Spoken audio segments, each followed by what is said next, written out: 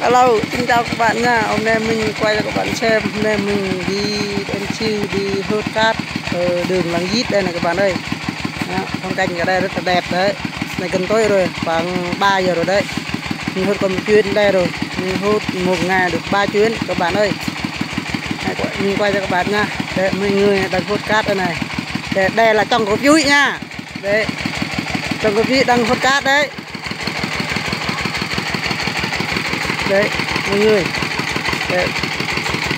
Như vậy đây là xe của đêm chiêu cho một ngày được 3 chuyến. Đấy, cát gồm lại trên đường đấy, các bạn nhìn thấy không? Đấy, đây là đang mưa các bạn ơi, đang mưa nhẹ mà. Đấy, đây là đường, chỗ kia là nước. Đây mình quay cho các bạn xem đấy. Sau đây mình quay lại đây là điều của người ta đấy.